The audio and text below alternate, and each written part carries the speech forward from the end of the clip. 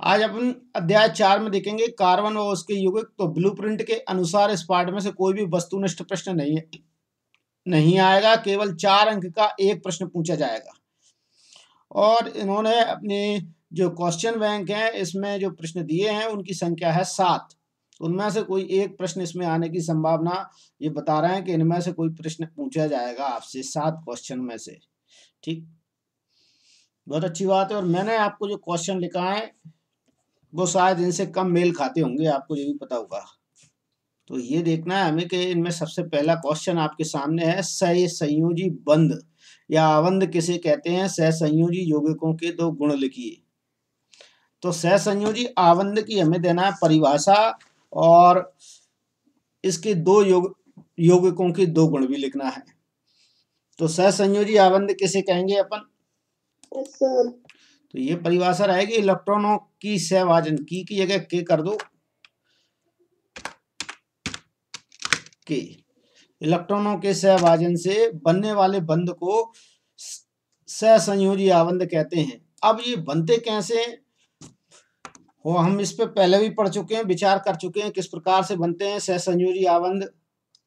मैं आपको बोर्ड पर भी बता चुका हूं पहले क्लास में, ऑफलाइन जब इस विद्यालय चल रहा था तो आपको ये बताया गया था कि कोई भी अगर परमाणु जिसकी वाह्यतम कक्षा में जितने इलेक्ट्रॉन होते हैं, ठीक है ना, उनका सहभाजन कर लेता है, जिस उसे इलेक्ट्रॉन की जितने इलेक्ट्रॉन की आवश्यकता होती है। तो जैसे हम एग्जाम्पल स्वरूप लेंगे, एक उदाहरण देख लेते हैं। कार्बन का नहीं, हम ऑक्सीजन का उदाहरण देखेंगे। जहाँ ऑक्सीजन है, ऑक्सीजन का परमाणु क्रमांक होता है 8, सब जानते हैं। और इसकी वाह्यतम कक्षा में कितने इलेक्ट्रॉन होंगे? पहली कक्षा में 2 इलेक्ट्रॉन हो गए, दूसरी कक्षा में कितने इलेक्ट्रॉन हो गए बताइए? 6। अब इसे कितने इलेक्ट्रॉन चाहिए अष्टक पूरा करने के लिए? 8 इलेक्ट्रॉन पूरा करने के लिए इसे 2 इलेक्ट्रॉन और चाहिए। सही है गलत? जैसे ही इसे 2 इलेक्ट्रॉन और चाहिए तो 2 और प्लस कर देंगे हम इसमें, तो 8 हो जाएंगे। सही है ना? तो ये 2 इलेक्ट्रॉनों का साझा करेगा। कौन? ऑक्सीजन। ऑक्सीजन 2 इलेक्ट्रॉनों का साझा करेगा। देखो जरा किस प्रकार से होता है इनमें। तो सबसे पहले ऑक्सीजन का आप इस प्रकार से ये बना लेंगे ऑर्बिटल, और इसकी वाह्यतम कक्षा में आपको कितने इलेक्ट्रॉन रखना है? 2 इलेक्ट्रॉन। ये हैं जो सहभाजन करेंगे। और 4 इलेक्ट्रॉन ऐसे होंगे, 6 है ना, 6 में से केवल 2 इलेक्ट्रॉन का सहभाजन होगा और 4 इलेक्ट्रॉन का नहीं होगा। ये भी आपको ध्यान रखना है। ये 4 इलेक्ट्रॉन वो हैं जो सहभाजन नहीं करेंगे।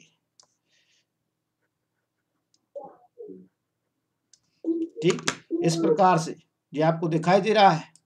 तो ये का यही है सेम। और इसे अपन अब इसे देखते हैं हम। हाँ,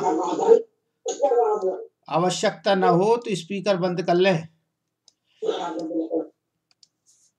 ये 2 इलेक्ट्रॉन का सहभाजन यहाँ पर हो रहा है, ये देखिए 2 इलेक्ट्रॉन का सहभाजन कर रहे हैं।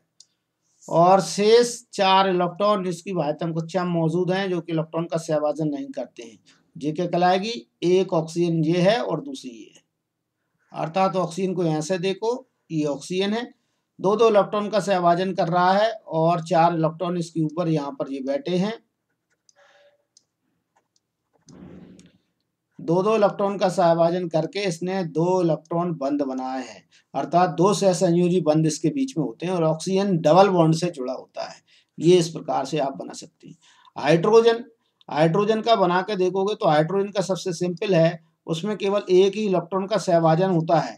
एक इलेक्ट्रॉन का सहभाजन होता है बस। उसकी कक्षा में एक ही इलेक्ट्रॉन होता है, एक ही इलेक्ट्रॉन का सहभाजन करता है और एकल बंध बना लेता है। ये बन गया हाइड्रोजन का।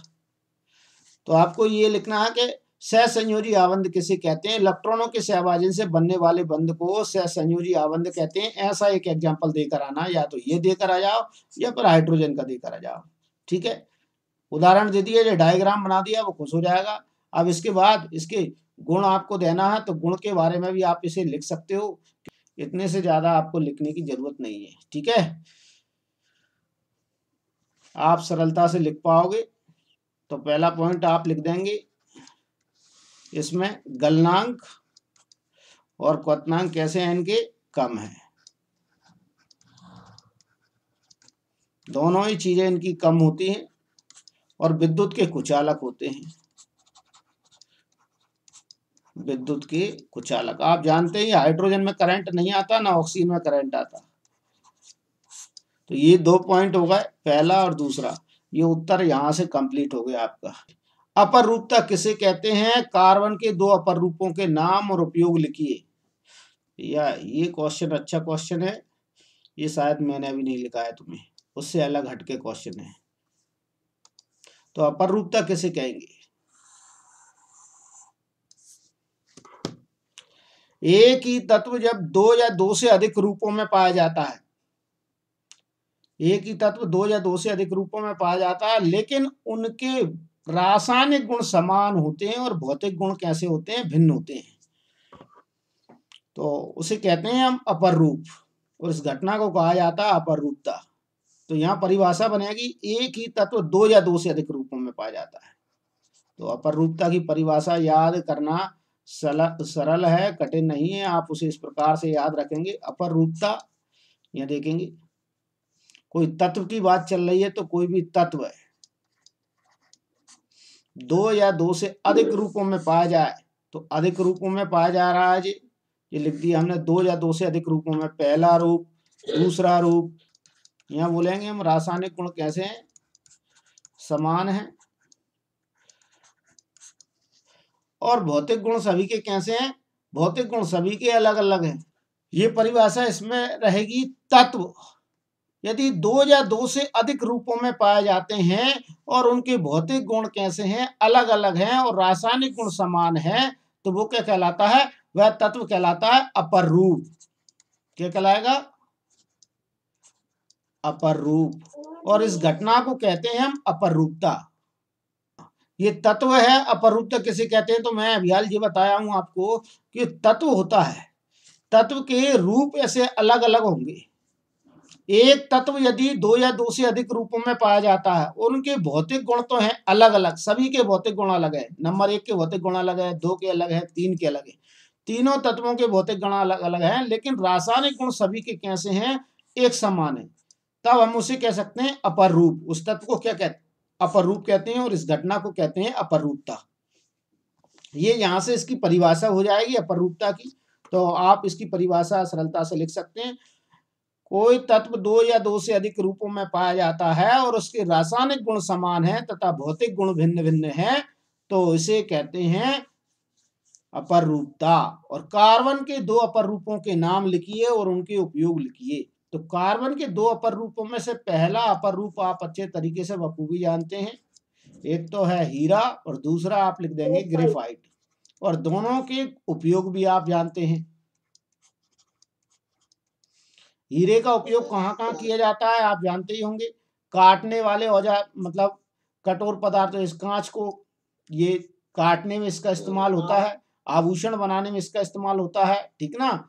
ग्रेफाइट का उपयोग पेंसिल की रॉड बनाने में होता है, ठीक ना। इलेक्ट्रोड बनाने में इसका उपयोग होता है, सेल बनाने में इसका उपयोग होता है। तो ये सारे आप इनमें उपयोग लिख देंगे, ठीक है। आवाज आ रही है कंटिन्यू अब? चलिए अगला क्वेश्चन, श्रृंखलन किसे कहते हैं? कार्बन में श्रृंखलन को उदाहरण देते हुए स्पष्ट कीजिए। श्रृंखलन का मतलब होता है कैटेनेशन, जुड़ना। श्रृंखलन का मतलब है कैटेनेशन अर्थात जुड़ना। जैसे कि आप जानते हैं, सिंपली रूप से आपने देखा हो, कोई बात आपने सुनी होगी कि मानव चैन बनाकर, ह्यूमन चैन बनाकर लोगों ने कहीं पर कोई प्रदर्शन किया या रास्ता रोका, तो ये इस प्रकार से ह्यूमन चैन बनती है। अर्थात एक व्यक्ति दूसरे व्यक्ति के आपस में हाथ को पकड़ लेता है और ये एक प्रकार से ह्यूमन चैन बन जाती है, ठीक ना। इस प्रकार से ये देखिए, ऐसे ही कार्बन आपस में एक दूसरे के साथ जुड़े होते हैं, वो इसे कहते हैं कैटेनेशन या श्रृंखलन का गुण। तो आप इसमें परिभाषा में सीधे सीधे लिखेंगे, कार्बन परमाणु का कार्बन परमाणु के साथ जुड़कर लंबी श्रृंखला बनाना, ठीक है ना। तो क्या लिखेंगे आप? यहाँ मैं इसे लिख दे रहा हूं, तो आप वहां से लिख देंगे, ठीक है ना। कार्बन परमाणु का अन्य कार्बन परमाणुओं के साथ लंबी श्रृंखला बनाना श्रृंखलन कहलाता है। बहुत सुंदर परिभाषा है। अब कार्बन में श्रृंखलन का उदाहरण देते हुए स्पष्ट कीजिए।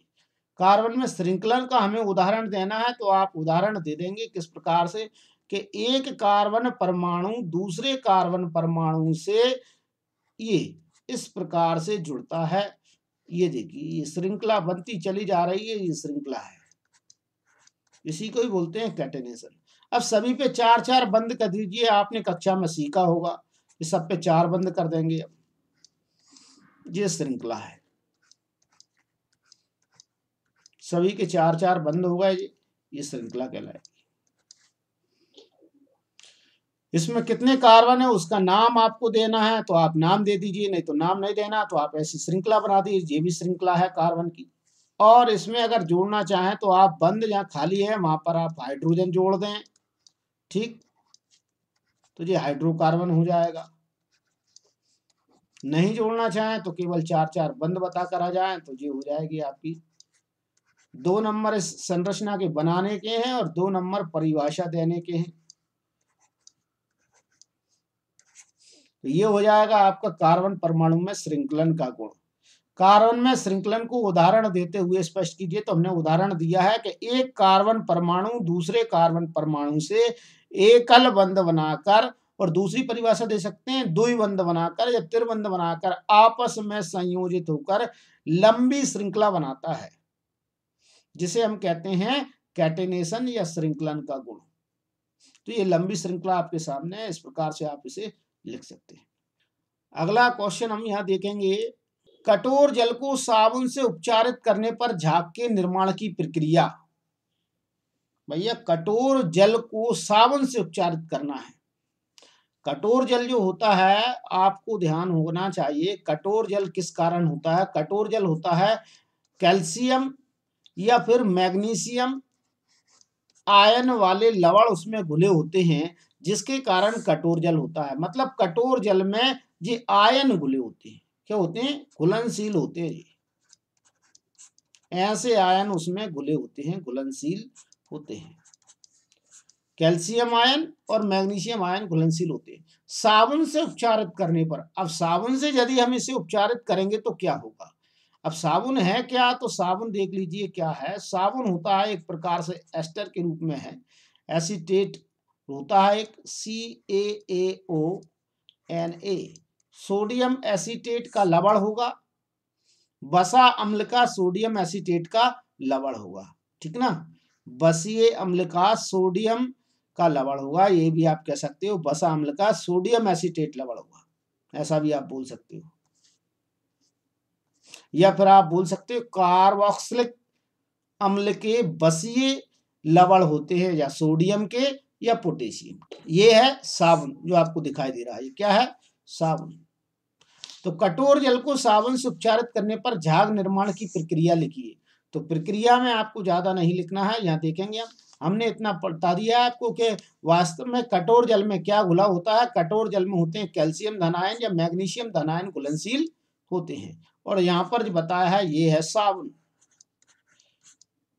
ठीक है, ये साबुन वाला भाग है पूरा। अब यहाँ देखेंगे आगे हम किस प्रकार से, ये देखिए मैं यहाँ लिख दिया हूं पहले से ही, कठोर जल को साबुन से उपचारित करने पर झाग बनने की निर्माण की प्रक्रिया। देखिए जो कैल्शियम लवण है, कैल्शियम लवण में आपको यहाँ दिखाई दे रहा है, ये कठोर जल में घुला हुआ है। ये कहाँ घुला हुआ है, कठोर जल। आवाज आ रही है मेरी, यस सर। चलिए, तो ये कठोर जल में कैल्शियम लवण घुला हुआ है, इसमें हमने साबुन ऐड कर दिया। साबुन जैसे ही डालेंगे तो साबुन का ये पूरा भाग यहाँ पर कैल्शियम के साथ में जुड़ने वाला है, और सोडियम धनायन यहाँ से अलग होने वाले हैं।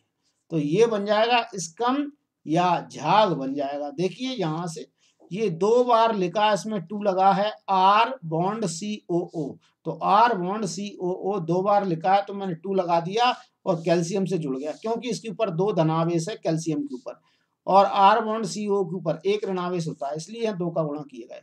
और सोडियम 2 बार, ये सोडियम के 2 N यहाँ से निकल जाएंगे बाहर। ऐसा कैसे ही आप मैग्नीशियम के साथ में भी बना सकते हैं, एक मैंने बनाकर लिखा है ऊपर पहले से ही। मैग्नीशियम धनायन को आप हटाना चाहें और वो आपसे मैग्नीशियम धनायन की पूछता है के लिए, तो आप ऐसा लिख देंगे। R बॉन्ड COONA, यहाँ पोटेशियम भी लिख सकते हो, Na के स्थान पे क्या लिख सकते हैं, पोटेशियम। अब ये मैग्नीशियम वाला सिरा क्या करेगा, इसके साथ में क्रिया करेगा, ये क्रिया कर कर बनाएगा। यहाँ पर आप इसे ऐसे लिखा है हमने, हम ऐसे भी लिख सकते हैं, और दूसरा तरीका होता है वही मैं बताऊंगा आपको। पहले तो हम ऐसे लिखते हैं R बॉन्ड COO। अब ये कितनी बार है, इसमें 2 का गुणा हो रहा है, तो 2 बार है, तो मैं कोष्टक में बंद करके 2 से गुणा कर दूंगा और मैग्नीशियम लगा दूंगा। यहाँ पर सोडियम बचा, और चूंकि सोडियम में 2 का गुणा हो रहा है, तो सोडियम यहाँ से बाहर निकलेगा 2Na पॉजिटिव चार्ज में। अब ये जल में चले जाएंगे, ठीक, और ये बन जाएगा झाग। ये क्या बन जाएगा, ये बन जाएगा झाग। आप इसमें पोटेशियम का इस्तेमाल भी कर सकते हैं, यहाँ जहाँ सोडियम लिखा है वहाँ पोटेशियम ले सकते हैं, ठीक।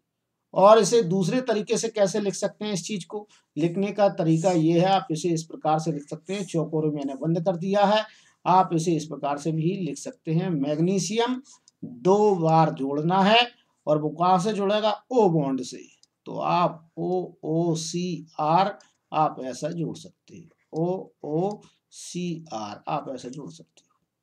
ऐसे ही आप कैल्शियम वाले को भी जोड़ सकते हो, तो आप ऐसा भी लिख सकते हैं। ऐसा लिखना ज्यादा कठिन रहेगा आपके लिए, ये आपके लिए सरल रहेगा, तो आप यही लिखें।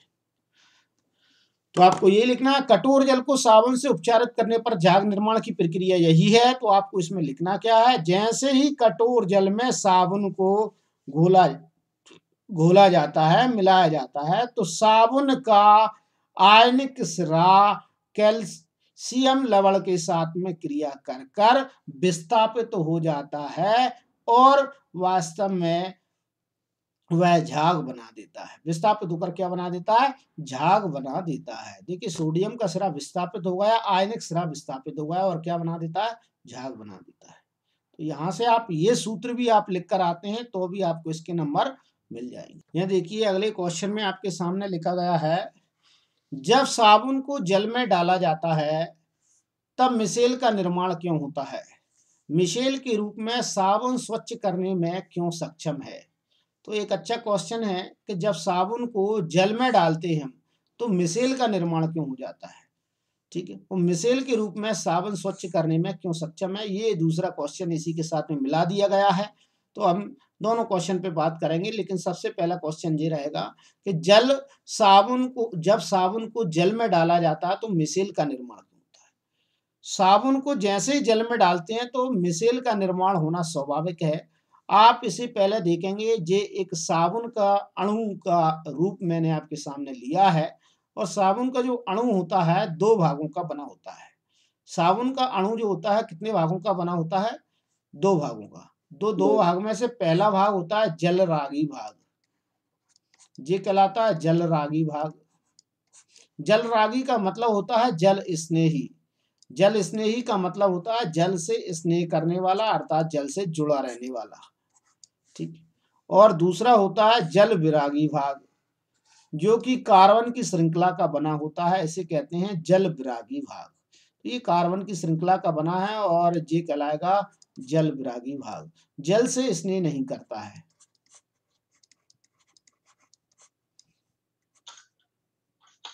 जिसे जल विरोधी भी हम बोल सकते हैं। अब क्रिया ये होने वाली है कि यहाँ पर यदि तेलीय मैल या कपड़े में तेल का मैल यदि बैठा हुआ है, तो साबुन के जो अणु होते हैं अपने जल विरागी वाले सिरे से तेल के अणु को घेर लेते हैं। कौन के अणु को घेर लेते हैं, तेल के अणु को। तेल के अणु को जल विरागी वाले सिरे से घेर लेते हैं। देखिए ये सबके जल विरागी सिरे यहाँ पर मौजूद हैं, अंदर की साइड आ गए, और आयनिक सिरे कहाँ आ गए हैं, बाहर की साइड। आयनिक सिरे कहाँ आ गए हैं, बाहर की साइड आ गए हैं आयनिक सिरे, जो कि वास्तव में जल रागी है। आयनिक सिरे कैसे हैं, जल रागी है। जो जल में घुलनशील होते हैं वो जल में घुलने लगते हैं, और जो जल में घुलनशील नहीं है वो जल विरागी सिरे तेल के चारों ओर एक मिसेल बना लेते हैं, इसे कहते हैं मिसेल। मिसेल का निर्माण क्यों होता है, तो मिसेल का निर्माण इसलिए होता है, मैल को साफ करने के लिए मिसेल का निर्माण इसमें होता है। तो आप ऐसे ही लिखेंगे, जब साबुन को जल में डाला जाता है तो साबुन में पाए जाने वाले दो भाग, एक जलरागी और दूसरा जलविरागी। तो जलविरागी वाला भाग तेल के मैल के चारों ओर अपनी पूंछ की सहायता से जुड़ जाते हैं और जल का आयनिक भाग होता है वो जल की तरफ रहता है या बाहर की तरफ रहता है, जिसे आप कह सकते हैं।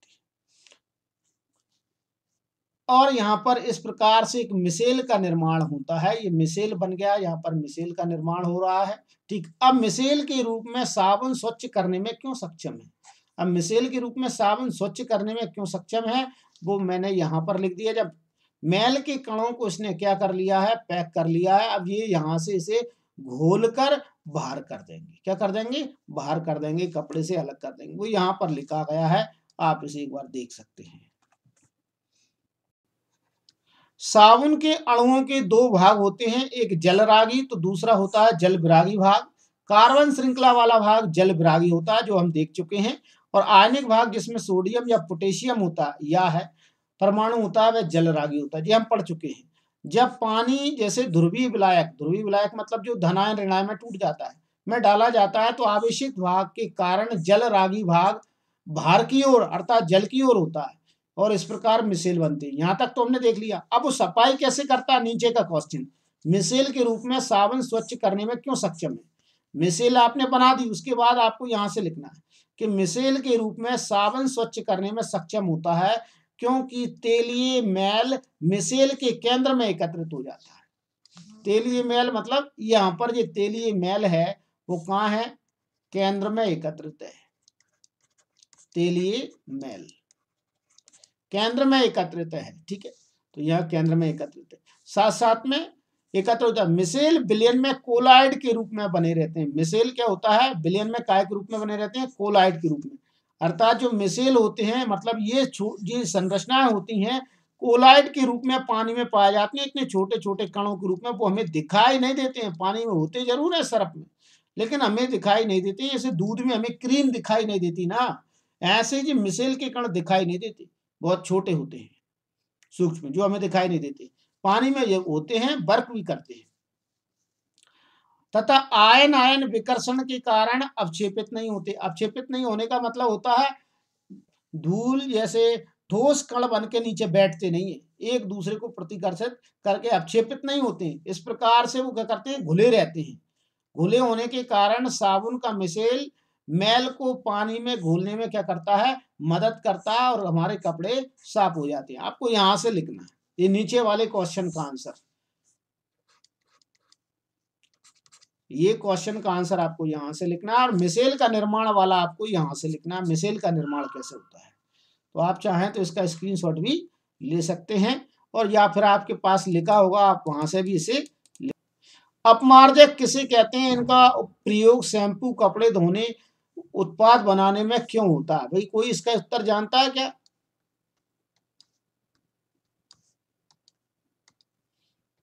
अपमार्जक किसे कहते हैं? अपमार्जक भी वास्तव में एक लंबी श्रृंखला ही होती है किसी की, ठीक ना, वो भी काय की होती है? एल्किल की। एल्किल की एक लंबी श्रृंखला वाले होते हैं और ये वास्तव में धनायन ऋणायन से न बने के जो कि अपन पढ़ते आ रहे हैं उससे अपमार्जक की लंबी श्रृंखला एल्किल की हो सकती है, एरिल की हो सकती है, लेकिन सल्फोनिक अम्ल के साथ में होते हैं। काय के साथ में होते हैं? सल्फोनिक अम्ल के साथ में। और जो साबुन होते हैं वो पोटेशियम या सोडियम के लवण होते हैं, बसीय अम्ल के। और ये कैसे हैं? एल्किल या एरिल।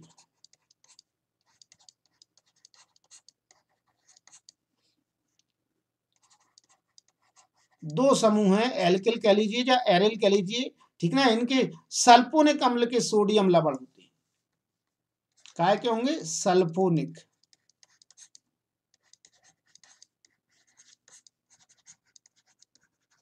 अम्ल के सोडियम लवण, पोटेशियम नहीं, केवल सोडियम।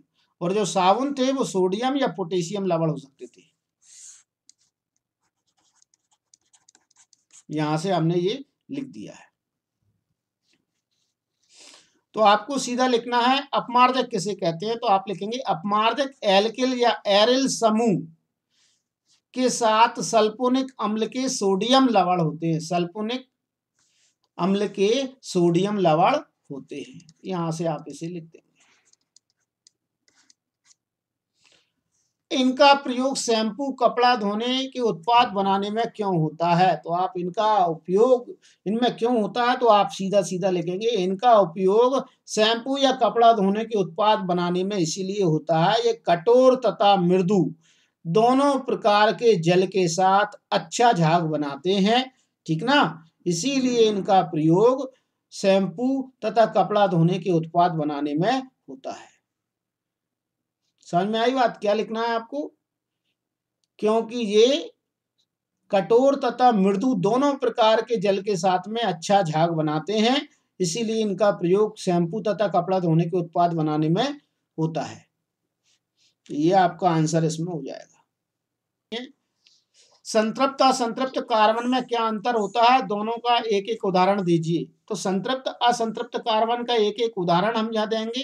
देखिए संतृप्त कार्बन कैसे होते हैं? वे कार्बन श्रृंखलाएं जिनमें कार्बन परमाणु एकल बंध के द्वारा जुड़े होते हैं वे कहलाते हैं संतृप्त कार्बन। देखिए भैया, इसमें कार्बन परमाणु आपस में एकल बंध के द्वारा जुड़े हैं। एक श्रृंखला ऐसी है जिसमें कार्बन डबल बॉन्ड के द्वारा जुड़ा हुआ है। ये देखिए डबल बॉन्ड के द्वारा यहाँ पर जुड़ा हुआ है। 1 2 3 4 5 हो गए, ये तो 3 और 1 4। अब इसमें जो श्रृंखला है इसमें आप पहचानोगे संतृप्त असंतृप्त समझ जाओगे। संतृप्त का मतलब होता है एक एक बंध लगा हो कार्बन कार्बन के बीच में। देखिए भैया यहाँ पर कार्बन के बीच में एक बंध नहीं है बल्कि 2 बंध हैं, तो ये कैसा है? असंतृप्त है। ठीक है ना, ये कहलाएगा असंतृप्त। एक से ज्यादा बंध है मतलब असंतृप्त, समझ गए। और एकल बंध से जुड़े हैं मतलब संतृप्त। और यदि 3 बंध लगे होते तो भी असंतृप्त, जैसे single bond, double bond, triple bond, single बंध, डबल बॉन्ड, और ये एच एच और एक एच यहाँ, और यहाँ एक भी एच नहीं, और यहाँ एक भी एच नहीं, और यहाँ पर एक एच, यहाँ पर एक एच। तो ये तो इससे भी ज्यादा असंतृप्त है ऊपर वाले से भी, क्योंकि इसमें 2 जगह एक 3 बंध है और एक जगह 2 बंध है, असंतृप्त। और ये असंतृप्त। सिंगल बॉन्ड वाले सब कैसे हैं? संतृप्त। सरलतम हाइड्रोकार्बन, और संतृप्त को ही कहते हैं सरलतम हाइड्रोकार्बन, ये सब असंतृप्त हैं। ठीक है, इसमें एक एग्जाम्पल हम आपको बता रहे हैं, संतृप्त असंतृप्त कार्बन में क्या अंतर होता है, दोनों का एक एक उदाहरण दीजिए।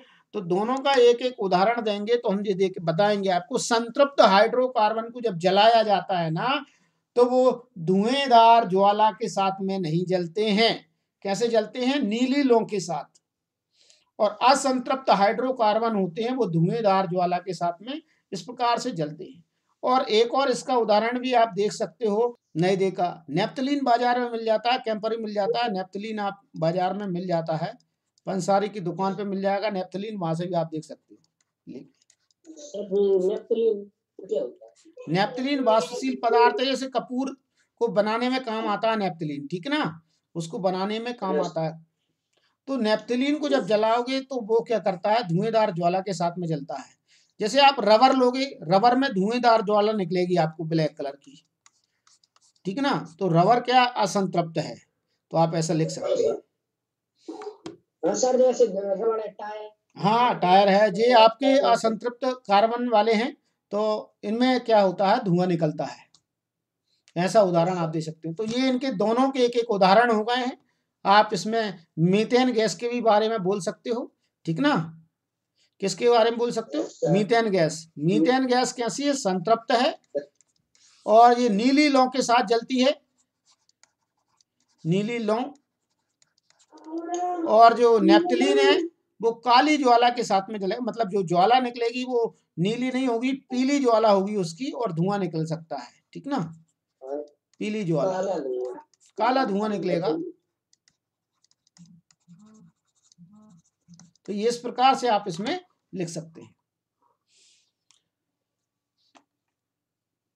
और कोई क्वेश्चन आपका इस पार्ट में शेष नहीं रहा, 7 ही क्वेश्चन इसमें शामिल किए गए थे और मैंने 7 के बारे में आपको बता दिया है। फिर भी आपको कोई क्वेश्चन लगता है तो आप मेरे सामने रख सकते हैं। अपन 7 क्वेश्चन के बारे में चर्चा कर चुके हैं, सर हाँ, ऐसे कठोर जल नरम जल है, उसकी पहचान कैसे करेंगे? कठोर जल और मृदु जल, उसकी पहचान कैसे करेंगे? देखो, कठोर जल और मृदु जल की, कठोर जल और मृदु जल की पहचान करने का एक सरल तरीका है, आप उसे कर सकते हो, पहचान घर पे भी कर सकते हो।